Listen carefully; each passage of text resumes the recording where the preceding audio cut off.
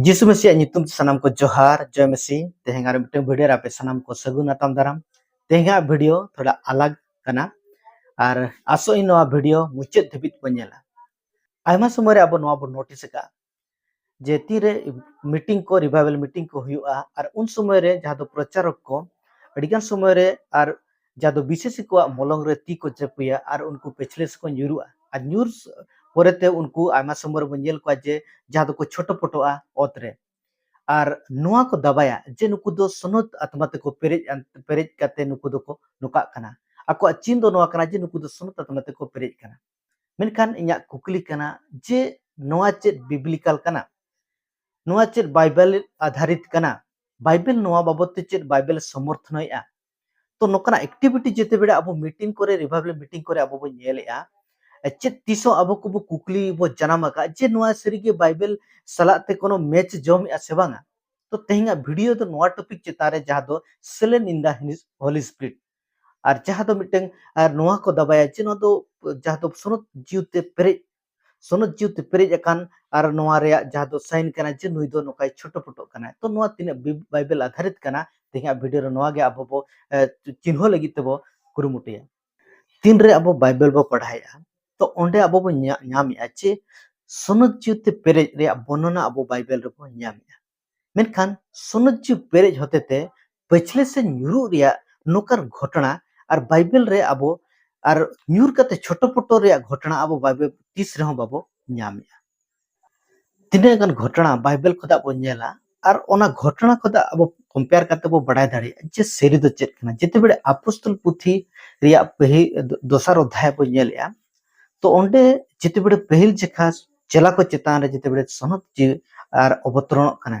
तो उन जखा अब नेलया जे जेते बेड़े सनत जी आंगन परते तो उनको अनन्य भाषा ते उनको और उनको को रोड किया को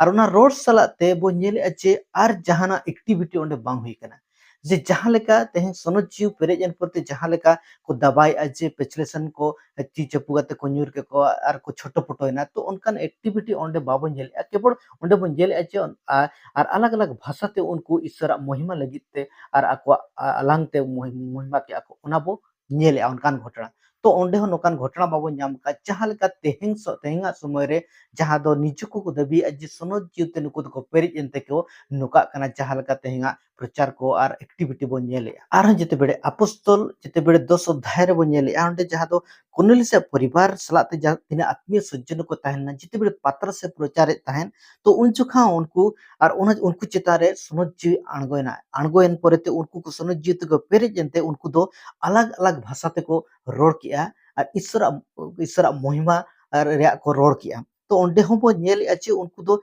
ईश्वर को प्रशंसा किया को अलग अलग भाषा ते मेनखान तो नोकान एक्टिविटी जहां लेका बो नोकाना जहां लेका नितोगा समय रे बो नेलिया जे सोनत जिते पेरे परते और उनको दो न्यूर कते दो बाको छोटो पोटो कना से पिछले सेन हो बाको न्यूर कना मेनखान उनको दो जहां लेका को ताहेलेना उनका के मेना को मेनखान ईश्वर महिमा लगित ते उनको अलंग झिजना नोआ बो नेल आर जेते बेड़े अपोस्तल पुथी 19 अध्याय बो चला कना ओंडे हो नोआ ओना घटना के बो न्याम अच्छा तो एफिसी रे घटना कना जेते बेड़े पाउलुस से चलाव कना और ओंडे जेते बेड़े एफिसी रे चला को और उनको जेते बेड़े यीशु मसीह कथा लिया का ओना पर तो उनको यीशु मसीह को पेतियोना और यीशु मसीह नितुम ते उनको बपतिस्मो को हताव गया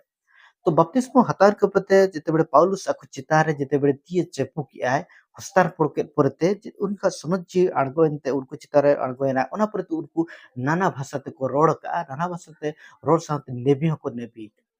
तो नोडे हो नेल अच्छे ओना घटना जहां घटना रेदो जे सुनत जी अणगोयन परते से सुनत जी पेरेजन परते हो उनको नोका एक्टिविटी बांग होय कना ची उनको जहां लेका पेचलेसन को बाको न्यूर कना और उनको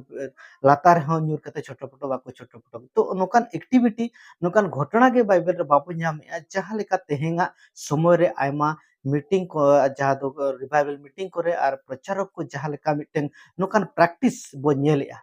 जहां तो नोआ निनंग नितो निनंग फेमस रे परिणतो कना और नोआ दो बढ़ती के बढ़ती और नोकान एक्टिविटी को नितो आयमा होड़ आयमा प्रचारक को फॉलोया और आयमा समय रे नोआ हो नेलोगो कना जे नोकान प्रचारक को नोकाना एक्टिविटी को फॉलोय गया नोकान प्रैक्टिस को फॉलोय गया और उनको दो कोनो ओना बाबते चेत हो बाको बड़ाया bocor ya kono knowledge banga menkan nokan activity ko tehen ko nokan kami bon nyel ya do noa serike tine biblikan aima somore ar nokan घटना ko abo ko nijo ko ona kore bo sembil bo tahen kane bo badai gya menkan nihati kukli janamok dorkar kana je nokan activity ko tehen bible समर्थन je nokan kami ko hotete abo chet promar sanai bo ar aima somore noha bo nyel che inya bhabite nokain bhabia je nokan घटना nokana chin चमत्कार नोकाना जुदी activity को नेलोगआ एनखान को भबिया जे प्रचारक को अड़ी powerful कना को दड़ियानक कना को एनोइंटेड कना को तो नोका हो हुई दाड़े भबी ako ar onate adigan somer andhadun lekate ho प्रचारक को नोआ नोकाना एक्टिविटी लगी ते ako निजको को प्रेरित ar निजको नोकाना एक्टिविटी प्रत्येक मीटिंग करे कॉन्सेप्ट करे ar कोरा लगी ते उनको को कोरा लगी ते को चेष्टाया ar कोरा हुयुक कना ar noa hote to noa ko प्रमाण ache प्रीचर मिटeng निहति आज मिटा आजा प्रभाव जेमन जहाँ दो मिटeng मुसी समाज तला जेमन आजा फेमसिटी जेमन राकाबो लगी ते पाले नोका हो को नोकाया मेनखान मिटeng प्रचारक निहति आज निजको जांच से आज निजको नेलो दरकार बचनते जे नोकाना कमी को चेत बाइबल समर्थन है से सरीगे नो दो आत्मारा अगुइते नोकान कमी को हुयुक कना से आर चेत को तेहंग अडिकान समरे नोकाना कॉपी पेस्ट कमी अब को बन मसी समाज रे तो दुख रे कथा कना जुदी नोआ वचन बा समर्थन जुदी बाइबल खोदा आरो बाहरे कना बाइबल खोदा जहा दो एटागो कना ताहले अब को निहति नोकाना चेतान रे अब को विचार दरकार कना परक दरकार कना जहा लेका बेरियरिन विशेषी को और जहा कथा को आंचमे तहे और उनको को ओना को सरीगे ओना मेना से बांग बाइबल रे सरीगे ओना सरी कना से बांग ओना को नेले तहे तो तेहें जहाना के तेहें अब मसी समाज रे एक्टिविटी हुई कना चेत सरीगे बाइबल भित्ति कना सरीगे नोकान घटना हुई कना से बांग नोका अब को जांच रे निहति जरूरी कना मेकान अड़ी दुख रे कथा तने मसी समाज ते अंधाधुन और तेहें जेहेतु प्रचारक तेहें मारंग प्रचारक कना को जहाना को चिकाया जतोगे ठीक गया जतोआ के बाइबल अकॉर्डिंग टू बाइबल कना जतोआ के बाइबल रे आधारित ते हुई कना नोका मिटeng अंधाधुन पतियो तेहें मसी समाज रे बढ़ती के बढ़ती अब बन नेलेया दुख रे विषय कना दुलड़ी बया मिश्रा को तो अब को ठन अर्सी मेना अब को ठन वचन मेना अब बन नेला कि सरीगे नोआ नोकाना बाइबल रे मेना की बांग निजु को अब को नोआ को नेल दरकार कना और बड़ाय दरकार कना से नोआ जिसे बिब्लिकल कना से बांग बांग कना निहति नेल दरकार कना जहां तेने अब वचन को अब नेल किया तो नोडे हो उनकान घटना बाबो नाम किया तो ओना सलाते जिते बे यीशु मसीह सेवा कमी रे बो नेले जे उनकान एक्टिविटी नोकान घटना गे यीशु मसीह उनकान घटना गे बाय हुई होचो कैसे उनकान घटना गे ओंडे हो बाबो नाम ओना सलाते जिते बे पौलुस सेवा कमी रे बो नेले पतरस सेवा कमी रे बो नेले तो ओंडे हो तीस रे हो नोआ घटना बाबो नाम का जे उनको दो ती को चप्पू के ती चप्पू के मतलब पिछले से को जुरेना पिछले से न्यूर कते ओत्र जुर कते उनको को छोटपटो करा नोआ तीस रे हो अब बाइबल रे अब बाबो नाम तो सरीगे नोआ सुनोतत्मा फेरे रिया से चिन कना मेनखा तेहिं जहां लेका प्रीचर को और मीटिंग करे निलगो कना जहां लेका प्रीचर को नोआ को सदर या जे नोआ दो सुनत जीवते पेरेज अकान कमी कना सुनत जीवते पेरेज एन परते उनी हर दो न्यूरु आय छोटपटो आय मेनखान बाइबल खोदा अब ओकार हो बाबो नामया मेनखान अडिगान समय रे नोआ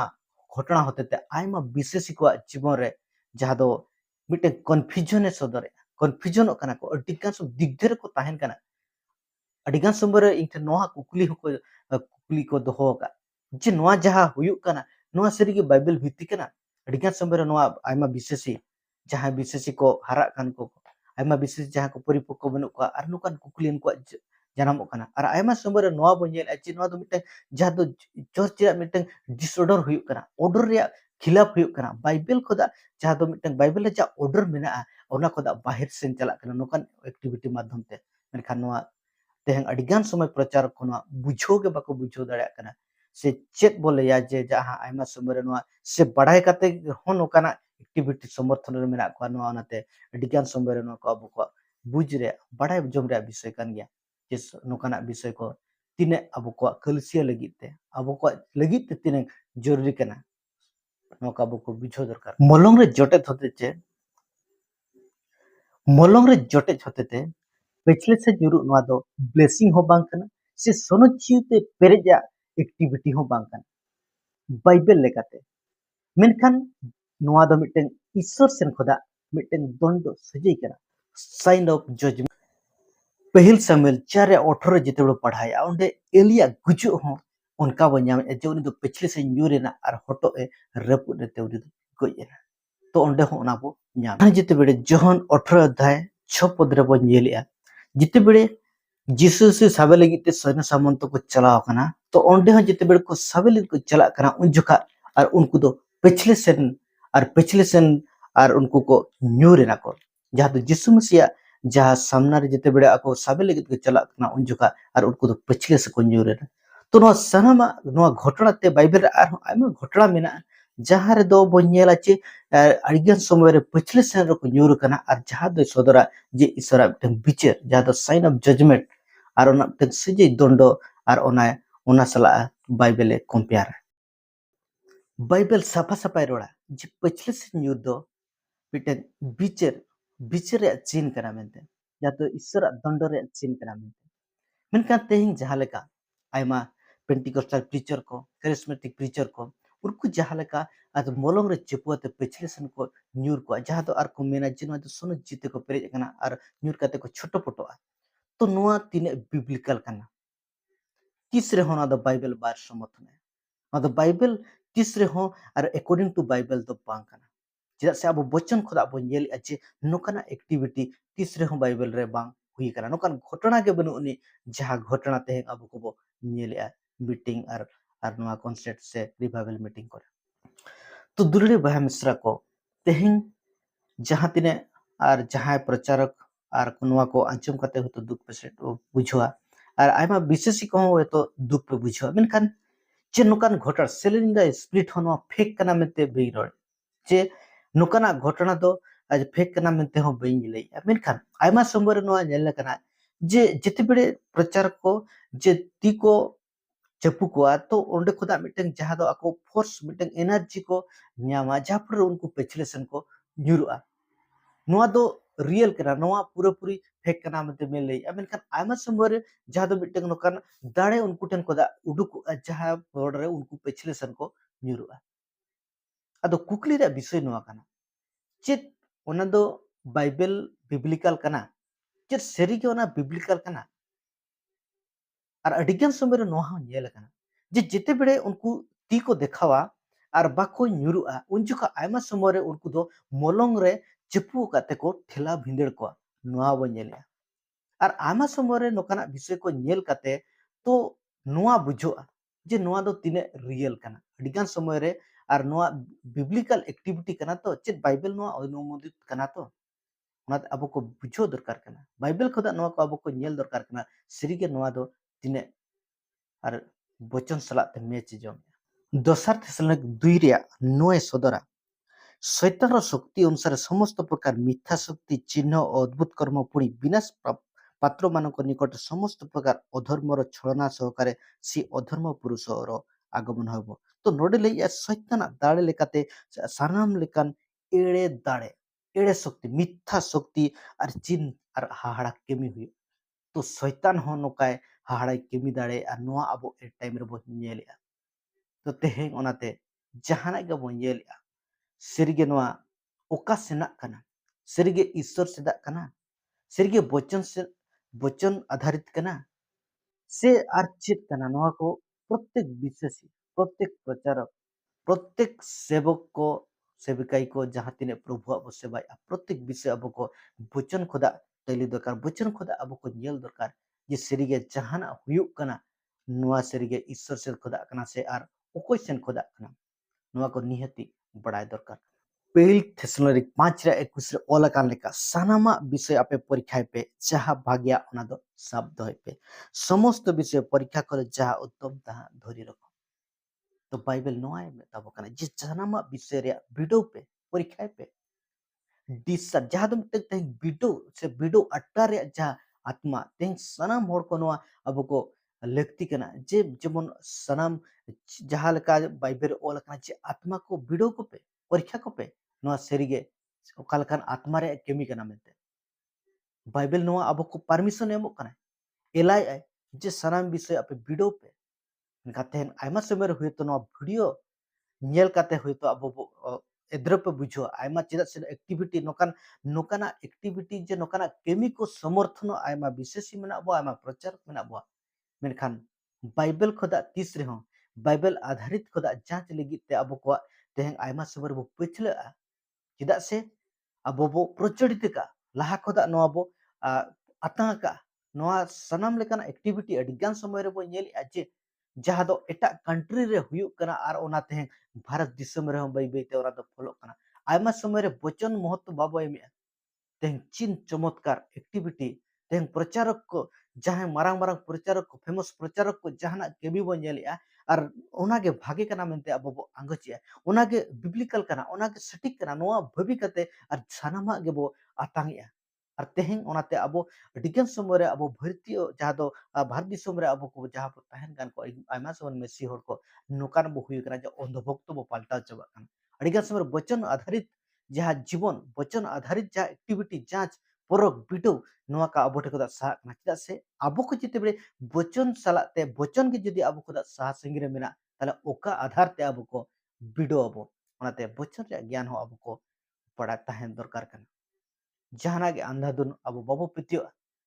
तेहें ओनाते अब को मार्शल रे संतान से तेहें दो जहां दो अब दो आलोक रे संतान बो हुई कना और जिसु मसीह खुद लेका जे इंगे दत्रि मार्शल कनी इंग टाइम रे पिछले दो तीसरे न्यूट रे दो बाय दाना मेनका उन जीवन रे मार्शल ᱧᱟᱢᱟ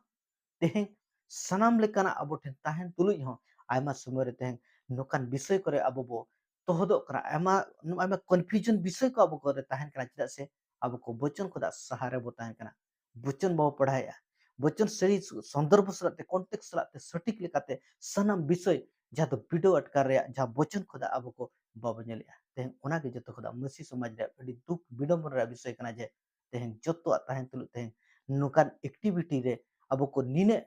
समर्थन और जहां दो अडिगान समय अब समय मा अपचय कना ओना सलाते आयमा विषय तेहें अब को बो लातार से अब को अडिगान समय रे अब को कि व्यक्तिगत विषय गे अब अपचय कना नोआ बो प्रमाण मुचाद रे निने रोड़ा दुलड़िए बया मिश्रा को ओना सावते और जहां आदरणीय सेवक को सेविका को जहां तीन प्रभु दास को नोआ होतो आपे को नोआ प्रचलित मेनखान आपे विरुद्ध ते बांग कना मेनखान जहां दो बाइबल जहां आधारित कना और नोआ इया उकुरुमुटु कना जे बाइबल जहां लेकाय सदर या उनका जीवन और सदर उनका जीवन हर को ठेन बाड़ाय होचो रे इया प्रयास कना हुई दाड़े तेहें आपे को नोआ वीडियो माध्यम ते दुख आपे को जीवन रे सेटर अमेरिकन सनम को इगे कई पे जेहेतु और इया कोशिश के नोआ कना जे वचन सलाते और जेमन और जहां तिने अब को मसी समाज रे कमी हुयुक कना जेमन ओना वचन सलाते वीडियो सला वचन सलाते कंपेयर करते से वचन सलाते नेल करते और आपे को ठन प्रेजेंट रे नोआ इया चेष्टा कना जेमन जुदी नोरा गलती तहन कना ताहले सुधर लगी ते हम आपे सनम को ठन नेहर इ दोया और इ आसो कना नोआ वीडियो ते किछि विषय जानकारी से बड़ाई लगी ते वो ᱧᱟᱢ का ओनाते सनम को जोहार जय मसीह